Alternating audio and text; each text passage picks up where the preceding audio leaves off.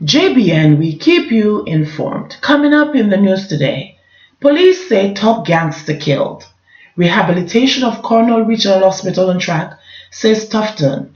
Holness says first meeting with Trump promising. 67-year-old American dies in Manchester crash. Two cops freed of murder in Clarendon death squad case.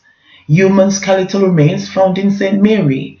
And the Jamaica College Old Boys, one school to sever ties with Royal Reed. Please remember to like, share, subscribe, leave us a comment, and click the notification bell to receive our daily news items. Police say top gangster killed. A man who the police say is a top-tier member of the MS-13 gang based in Granville, St. James, was fatally shot during a confrontation with a lawman in his community on Thursday, March 21st. He is 32-year-old or more young, otherwise called Pinky, of Gordon Crescent in Granville, who was wanted for several offenses. Police say his offenses include illegal possession of ammunition committed in the retirement district Granville in the parish on August 9, 2018. Burglary, sexual grooming, assaulting female, and assault occasioning actual bodily harm committed on December 16, 2018 in Barrytown in the parish. Murder of Ronald Samuels committed on May 2, 2018 on Gordon Crescent, Granville in the parish. And wounding with intent of Dwayne Maxwell committed on December 15, 2018 in retirement Granville in the parish. The police say a Browning single-action 9mm pistol with a magazine containing two 9mm cartridges was seized in the incident. The Inspectorate of the Constabulary is investigating the incident, which has also been reported to the Independent Commission of Investigations, INDECOM. Rehabilitation of Cornwall Regional Hospital on track, says Tufton. Health Minister Dr. Christopher Tufton says rehabilitation work on the main building at the Cornwall Regional Hospital in Montego Bay, St. James is progressing well and is on course for completion by the end of the year. The Independent Oversight Committee appointed by Tufton to oversee the ongoing restoration of the Type A facility said last month that the work is scheduled to be completed by November 2019. I think we are working according to schedule based on what the folks on the ground have told me, Tufton told the journalist following a tour of the hospital on Thursday. He said that the scope of work has intensified on the 10-story building, with overall of the roof in full swing and the inner plumbing and electrical fixtures being replaced. A $100,000 million contract has been signed for the roof work. The contract has commenced to redo the entire roof because it was leaking, creating the moisture in the walls and creating the environment for mold growth. So we had to deal with that. And that's going to be a major comprehensive overhaul, the health minister noted. He informed that $400 million is being spent to replace the pipes, electrical and ventilation system to address noxious fumes being emanated. The rehabilitation of the hospital is being undertaken at a cost of approximately $3.5 billion. The resources are there, and with the budget that has been announced recently, enough has been set aside to ensure that whatever is required is dealt with, Tufton said. He noted that when refurbished, Cornwall Regional Hospital will provide top-notch service to Western Jamaica. Cornwall will rise again and will become an important facility to Western Jamaica and even beyond. We are doing everything that we can. We are doing it right. We are not patching up the place. We are doing a major overhaul, Tufton said.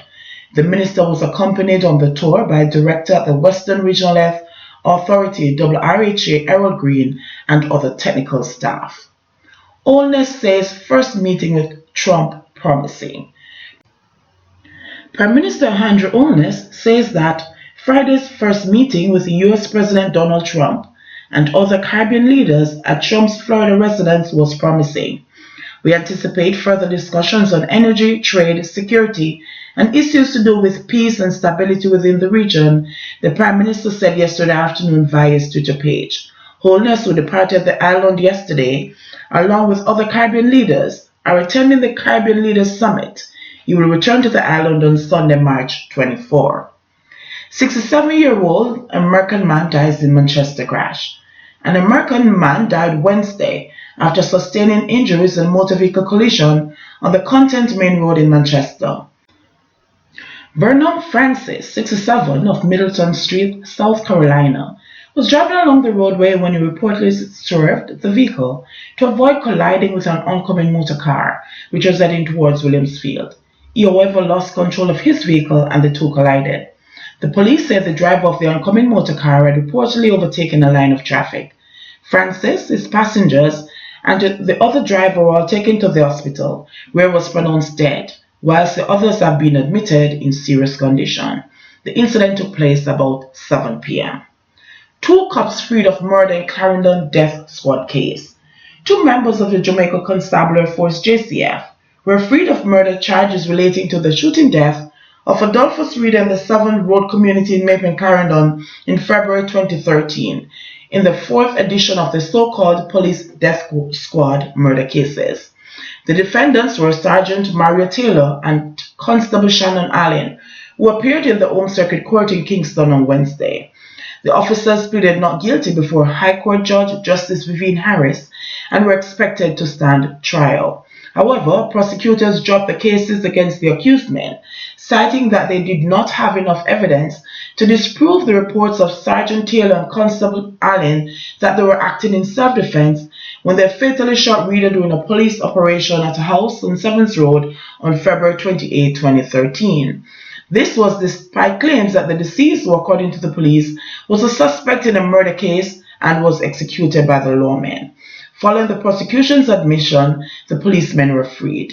In January, 3 cops who were on trial in relation to the Clarendon death squad cases, Detective Corporal Kevin Adams, Constable Carl Putner, and the District Constable Howard Brown, were freed of the murder of Andrew Bissoon in Cornpriest District, Hayes, Clarendon. Bissoon was said to have been taken inside a 1-bedroom board house by the policemen and shot to death in September 2011.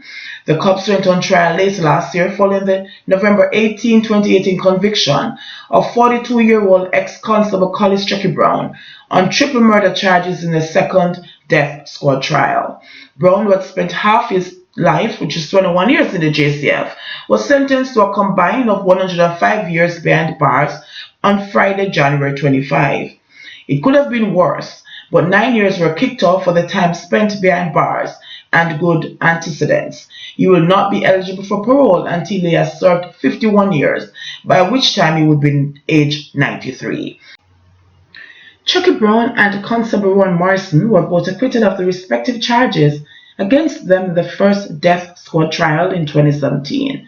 The so-called police death squad, which reportedly had 16 members, allegedly carried out extrajudicial killings of criminal suspects on the instructions of at least one of their then commanding officers in Clarendon between 2009 and 2013.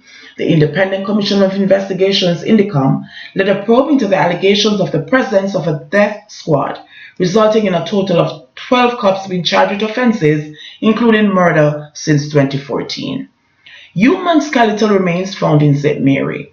The skeletal remains of a human were found in bushes in the Days Mountain community in Awakabessa, St. Mary on Thursday. The identity of the body is yet to be established. Reports are that shortly after 1 p.m., a farmer discovered the remains in a densely wooded area and alerted the police. The scene was processed and the remains taken to the morgue for a post-mortem examination to be conducted to determine the cause of death. Further investigations are ongoing by the police.